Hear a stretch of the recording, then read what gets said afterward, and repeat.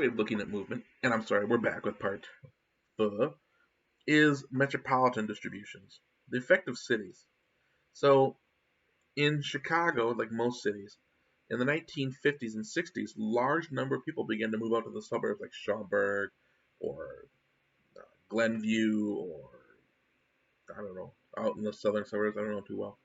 And they would drive back to work or take the train back to work during the day. So what happens is the city of Chicago lost a lot of people. The population dropped. Um, Many more people live in the suburbs. But here's something interesting, right? A lot of people who work downtown, this is the loop during the day, and this represents population. There's a huge amount of people who work downtown. But you've all probably seen this at the college, right? If you go outside at 5 o'clock, you see just huge, huge crowds walking to the train stations, catching the bus. Very few people live downtown. If you've ever been down at Harold, Washington after, say, 7 o'clock on a weeknight, it's almost completely empty. So what happens is at night, the population shrinks to almost zero. So how do you measure that? Because people don't live here. They maybe live further north. So in a sense, we have a very small population. But yet we have to build a city as if we had a huge population during the day. More restaurants, more stores, more transportation. Right? And actually, it's interesting. In the last 10 to 15 years, we've actually seen the suburbs start to peak, and people are beginning to move back into the city more and more. Especially cities like Chicago that have a very good transit system. The idea of living closer to your job, less of a commute, the urban life. So we're seeing that switch back and forth. But the most dominant movement of population in the last 50 years across the world has been the rural to urban. More people live in cities than in the countryside for the first time ever in human history. And this has been the product of the last 50 years around the world. Okay? So, in countries where the population is growing fast, so countries that are very early on in the demographic transition, they're seeing a lot of growth in the city. A lot of industrialization near cities, which means a lot of people move to the city for jobs. And as countries modify and become more modern, as their economies mature, these all drive movement to the urban life. Again, if more people are involved in the service industry than, say, farming, there's less need to live in the city. Okay? This happens around the world, but in the 1920s, sociologists from the University of Chicago studied this. And they studied how this changes identities. People that move to the city, not just from other countries, but even from the country itself, from the, rural areas. How does that change? And how does that affect immigrant cities? And they developed what they call the assimilationist model. In other words, that immigrants would move to the city, not only from other countries, but from rural areas. And these immigrants basically were the raw material that was used to build a new urban society. They came together in many different ways and formed a society that, in the city, that was different from anything that had happened before. Unfortunately, we often have forced migrations. And as the name says, these are migrations that are not voluntary. People are made to force to move, right? Probably the most significant one in human history, and the largest migration that we know of, is the slave trade. Roughly 1500 to 1800, give or take. And in that, large numbers of Africans were transported against their will to South America, the Caribbean, North America, right? 6 million deaths, and that's an estimate because we can never know for sure. But easily, they think at least 6 million died, and over 11 million survived and made it here. So that's 18 million people in 300 years, and that's a vast, huge sum. And it totally remakes the world's identity in many ways. For one thing, it's hard to imagine any of these areas, Jamaica or Puerto Rico or the Bahamas or Venezuela or Brazil or even the United States, imagine their culture without the African contribution. I mean, I could spend a whole class talking about the different things between food and music and dance and language and art. They're all a part of it. But just the population alone, almost everyone on the island in the Caribbean has African ancestry. There are almost no Native American ancestry left. It's basically been swamped, overwhelmed. Um, Large areas of South America and North America as well.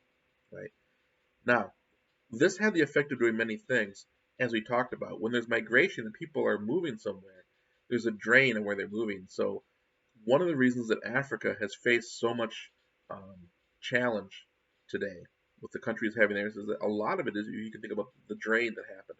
They were drained of so many people, and it's a very traumatic experience, and it leaves scars behind. That theft of people also builds the economy because the slaves were brought here as part of this triangular movement. So slaves are brought here to America, and they provide the labor to basically build the local economy to grow the sugar, cotton, tobacco, and rum, which was sold back to Europe, and that allowed Europe to actually create manufacturing because it was sold back to Africa and the rest of the world. So this part of this triangular trade, this was all built on labor, stolen labor. Okay, but the issue of this is that labor creates wealth. This labor that was stolen creates wealth in North America and Britain, but that was built on this stolen labor. You could not have that without this.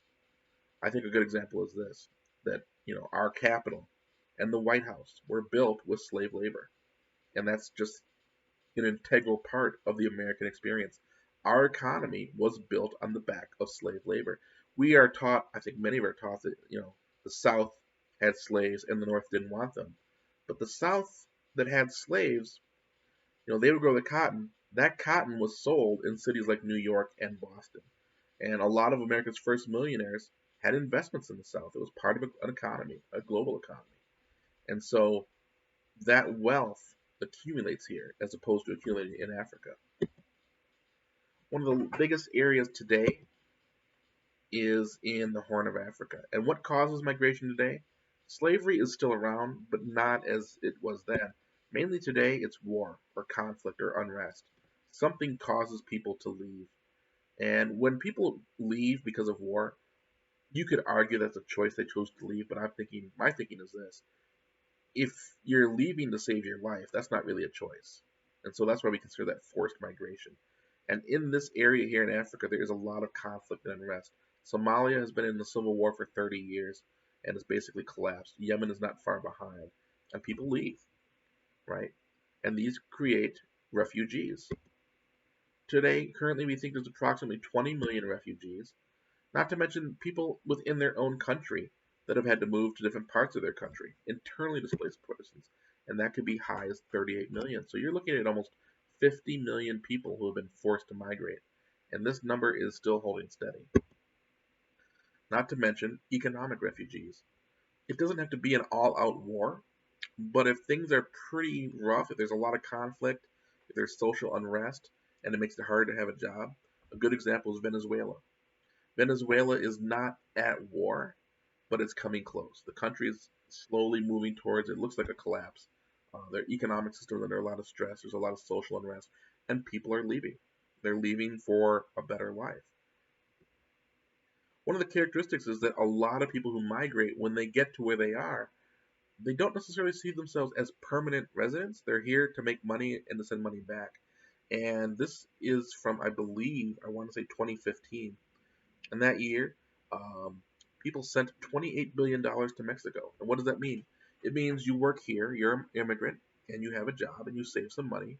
And instead of putting that money in your bank or spending it, you go to a service that allows you to basically ship that money, either physically mail it or more likely put it on a card and give them the value, and send this money back home to your family. So for some of these countries, that's a lot of money that comes in. Money that comes in not from anything made in Mexico, but from people who are outside of Mexico sending it back. Large amounts. Some of these money right here, for some of these countries, is not that large, but for some of these countries, that's a large part of their budget. Okay? So with international migration, it's very much voluntary. A lot of it's voluntary. Only 3% is not. And over half of the migrants are women. Okay? Most of them view themselves as temporary. They don't view themselves as permanent. And that's one of the reasons for remittances. If you were here permanently, you would just stay here and invest in your own situation. But if you're only here to make money for your family, and a lot of migrants do go back, and that's why that leads to that. Okay? What happens when you're permanent? That's when permanent migrants become immigrants and they settle down, and that leads to the change of climate that we talked, or change of climate, the change of culture that we talked about. right? You now have different cultures mingling. Okay, so 3% of the world's population is documented voluntary migration. Now that's a pretty large amount, and this affects both countries, as we talked about, right? The brain drain of people leaving, right? The countries where you arrive, if you have a lot of people migrating to your country, it can lead to wage depression. Because if there's more people looking for work, that means employers can pay you less. Because if you don't like this wage, they'll find someone else who will. Okay? Now, this doesn't happen at a steady pace. We do find there are kind of these waves. Sometimes we have more migration, and sometimes, like now, we have much less. Even before we were all on lockdown here for the coronavirus, that was the movement in this country. Less migration was the cry, right? But this is an international trend. Okay? Now, it's interesting. Not every country faces the same way. There are many countries where there's very little immigration. Most of the population is native, it means born there, very low, right? And some of them are mixtures. Some of them are this way because of limits of opportunity. So Sudan and Colombia have very little immigration because there's really not a lot of opportunities. The Sudan just finished a civil war. Colombia has a lot of unemployment, just finished a civil war. There's not a lot of opportunity. People are not going there. It's just not a good place to go if you want to start new. Some of them, it's just the policy. Japan. Japan needs workers. We've talked about this. Their population is getting older. They need younger people to work. And they do have a lot of people who migrate there to work. But when it comes to living there permanently, it is very hard to do. Japan makes it very hard. In South Korea, same problem recently. They just had to change the laws because it used to be if somebody who was not a Korean citizen moved and married somebody who was Korean, what happens? Do they get to stay? Do they become a citizen? If it was a Korean man and he married a non-Korean woman, she became a citizen and was allowed to stay. But if it was a Korean woman with a non-Korean man, they were not allowed to stay. That was just the policy. Koreans for Koreans only, I guess. Australia has a very similar policy as well. They very much do not take in anyone who does not have a job they need. So you can't just move to Canada if you want. If you want to live in Canada, you can go visit, but if you want to live there, you have to have a job that is in demand. So if your job is restaurant worker, they have enough. If your job is doctor and they need it, then you can live there. In our history, the current debate now is about laws and who comes in and who does not. Our country had very few laws on European immigration until the 1930s. Most immigrants to this country came from Europe in the beginning. Um, it wasn't until the 1960s that changed. Now, up until the 1880s, there were actually no laws about immigration. Anybody could come here, but most immigrants came from Europe. In the 1880s, they passed the first immigration law, and this was basically based on the West Coast. There have been a lot of Chinese that came to work on the railroads in the 1870s, building the railroads in the West. But there was this fear that too many Chinese immigrants would take away American jobs, and so the very first law, 1882, said no Chinese immigration. So anybody who was here was fine, but no one new could move here. Okay. Gradually over time, they placed more and more restrictions on countries. Um, and it became that it was based that basically only people from Europe could come here. And it got to the point that no one could move here, especially during the 1930s when we had the Great Depression and jobs were few and far and hard between. And then World War II in the 1940s, nobody was moving during the war. But in the 1960s, the United States government passed immigration reform. And what this did was it changed immigration policy completely. It said it doesn't matter where you come from, it doesn't matter your citizenship. If you come here, we will take in only a certain amount of people per year, and it's a pretty good number. But we don't care where you come from, but this is the number. And then it gives a leg up to those who have family living here. So if your father or your uncle lives here, you get to be higher up on that list. But this opened up the door to anybody from around the world. And what happens is, in the 1960s, all of a sudden, immigration from Asian and Hispanic countries skyrockets. And this has dramatically changed American society. In Chicago today, um, the population is roughly one-third Hispanic. And that is relatively new. Up until the 80s, the largest single minority was African Americans. And the Hispanic population has basically doubled and tripled itself in this country many, many times over since the 1960s. This just shows you over time two trends. The first one here, the red line, is how much foreign born people do we have in our country? How much of our population was born somewhere else? And you can see that's been gradually rising by millions. And that's just because we have more people. That's true. But how many people of the population? This blue line is percent. So even though we had far less people who were born in 1860, that's because we had less people in the country altogether. It was 35% of the population. And you can see that between 1860 and about 1920, it holds steady that roughly 30% of our population was foreign born. It doesn't really begin to drop until the 1920s, and that's the Great Depression. And we start limiting immigration. And it dropped so much in the 60s that we started to ease immigration laws, and that's when it began to uptick. So even though people say there's so many people in this country who are foreign born, it's not the highest it's ever been as a percent, right? And all this international migration, the people that are moving, there isn't one type of migrant, right? There's many different types. So there are people who are investors. They move in other countries to help build factories or flight capital. If you pay a lot of income tax in a country, some countries like England have very high tax rates for the wealthy.